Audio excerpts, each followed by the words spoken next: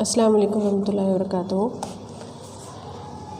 آج کا ہمارا ٹاپک جو ہے اتحاد میں اختلاف ہے۔ ہم یہاں دیکھیں گے یونٹی میں کیسی ڈائیورسٹی ہے۔ بھارت چونکہ ایک ایسا ملک ہے جہاں پر تمام مذاہب کے افراد ایک ساتھ میں رہتے ہیں اور اسے جو ہے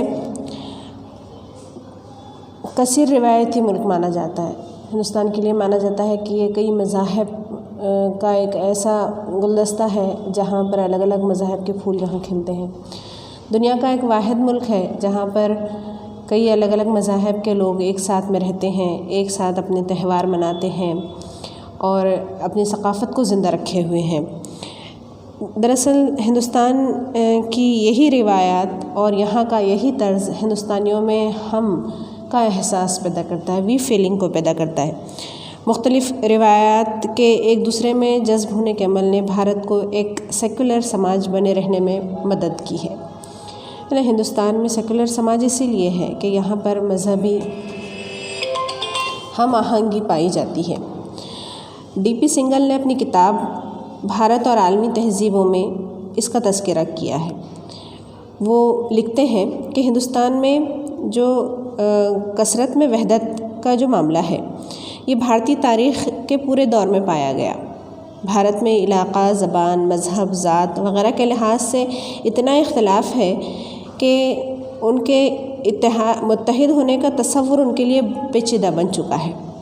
ان تمام اختلافات کے باوجود ہمیں ایک قوم کی حیثیت سے جوڑے رکھتی ہے یہ ہمارا وی فیلنگ کا جذبہ۔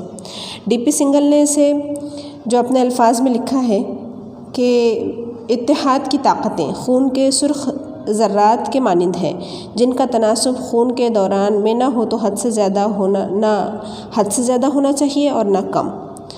اس توازن کو قائم رکھنا کوئی آسان کام نہیں ہے۔ یہ ڈی پی سنگھل کے جو بک ہے اس میں انہوں نے اس کو بتانے کی کوشش کی ہے۔ اب آپ دیکھیں کہ ہندوستان میں مختلف ثقافتیں ہیں، مختلف تہذیبیں ہیں، ان تمام کو ہندوستان نے اپنے اندر ضم کیا ہوا ہے نا، اور ساتھ ہی ساتھ اپنی ایک ذاتی خصوصیات کو بھی برقرار رکھا ہوا ہے۔ کئی محققین نے اس حقیقت کو قبول کیا ہے کہ باہری حملوں کے باوجود بھی ہندوستان کی جو عوام ہے اس نے اپنی جو ماضی کی جو روح ہے وحدت کی اس کو کبھی ختم نہیں ہونے دیا، اتحاد کی جو روح کو ختم ہونے نہیں دیا۔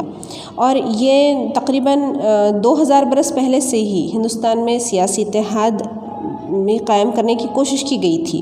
اس کی مثالیں ہرش وردھن، وکرمادتیہ اور اکبر کا عہد وسطیٰ لے لیں آپ، سمراٹ کا جو اشوک سمراٹ ہے اس کا جو حصہ ہے وہ لے لیں۔ یہ حقیقت بھی ہے کہ آج بھی یہاں پر کئی اختلافات ہیں لیکن اس کے باوجود بھی سیاسی اتحاد دیکھیں آپ بہت زیادہ بڑے پیمانے پر یہاں دکھائی دیتا ہے۔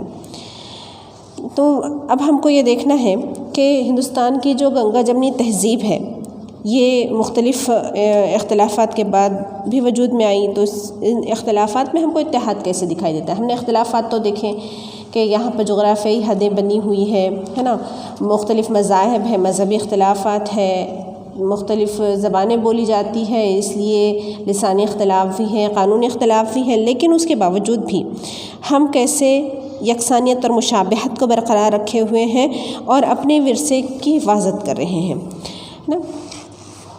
اب اس کو اگر ہم دیکھیں گے تو آپ دیکھیں کہ ہندوستان میں جغرافیائی اتحاد، ہندوستان میں جو ہے اس ملک میں جغرافیائی لحاظ سے سرحدوں کو تقسیم کیا گیا ہے۔ سرحدیں تقسیم ہیں، ریاستیں ہیں ہندوستان میں کل 36 ریاستیں ہیں، تقریباً 36 ریاستیں ہیں جس میں سے 29 جو ریاستیں ہیں وہ وفاقی نظام میں شامل ہیں اور باقی جو 7 ریاستیں بچتی ہیں وہ یونین ٹیریٹری کہلاتی ہیں، آزاد ریاستیں کہلاتی ہیں۔ ابھی جموں کشمیر کو بھی اس میں شامل کر لیا گیا ہے، پچھلے سال جو 2019 میں 370 کو ہٹا کر باقاعدہ اسے ایک ریاست کا درجہ دے دیا گیا ہے۔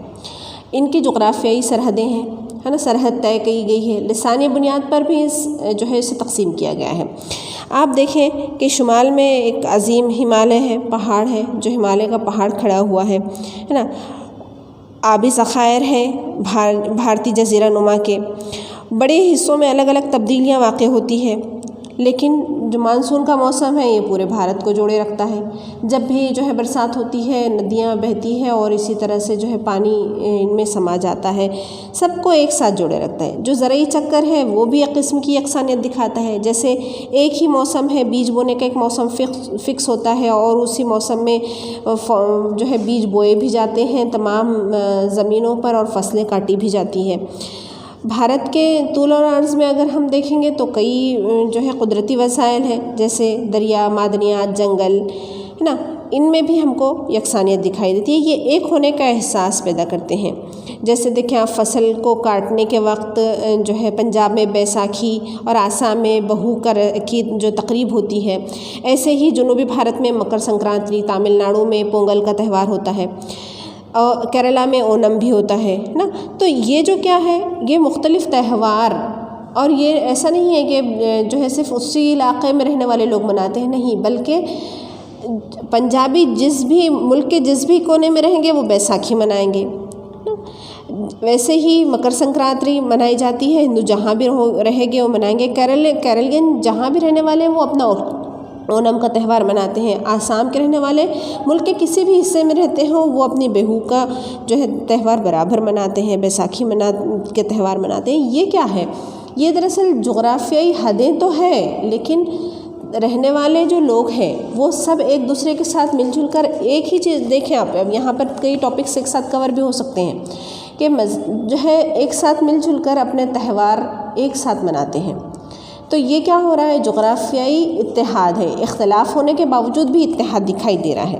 ایسے ہی آپ مذاہب کا لے لیں، ہندوستان میں کئی الگ الگ مذاہب کے لوگ رہتے ہیں، جیسے میں نے آپ سے کہا کہ ہندوستان جو ہے مختلف مذاہب کے پھولوں کا ایک گلدستہ مانا جاتا ہے۔ مختلف مذاہب کے لوگ، مختلف گروہ کے لوگ رہتے ہیں، الگ الگ اخلاقی جو ہے اصولوں کو پابند ہیں، لیکن پھر بھی ایک دوسرے